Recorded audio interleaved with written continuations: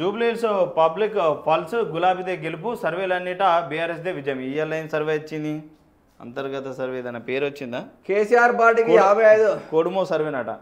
42 ఓట్లతో కార్ జస్పీడ్తో ఉందన్న కోడుమో సర్వే. ఇదేం కోడుమో సర్వే? మొత్తం సర్వేలు రాసింది చూడు. జూబ్లీహిల్స్ పబ్లిక్ పల్స్ గులాబీదే గెలుపు సర్వేలన్నింటా బీఆర్ఎస్ దే విజయం.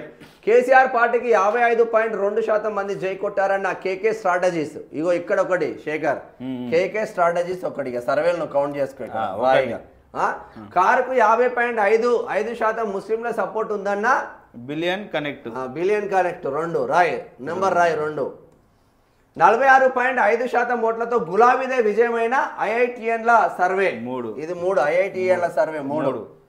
ఇక పీపుల్స్ ఇన్సైడ్ సర్వేలో 44.03% ఓట్లతో బీఆర్ఎస్ దే గెలుపు అన్నారు. ఏం సర్వే? Peoples inside survey 4. 43% మంది మద్దతుతో బీఆర్ఎస్ తిరుగులేదన్న చాణక్య సర్వే 5 చాణక్య సర్వే.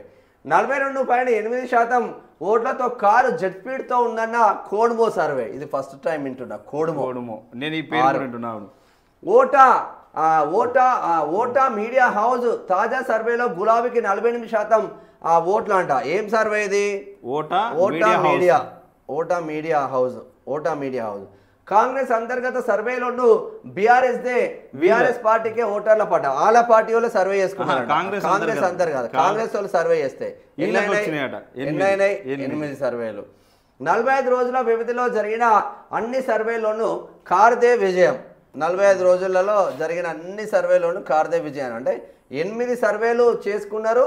మళ్ళీ ఇటు బీఆర్ఎస్ కూడా గెలుస్తుంది కదా.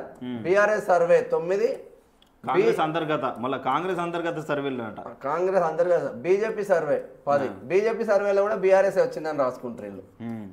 మొత్తం మీద 10 10/10 ఇక 10కి 10 ఇట్లా గులాబీదే విజయం. అంటే వాస్తవంగా అదే కోణంలో ఉంది, మెజార్టీ కనిపిస్తుంది. కానీ ఏమైతుందో తెలియదు ఇక చెప్పలేము. ఇప్పుడు ఓటర్లు రాత్రికి రాత్రి మారిపోతుంది. బుల్డోజర్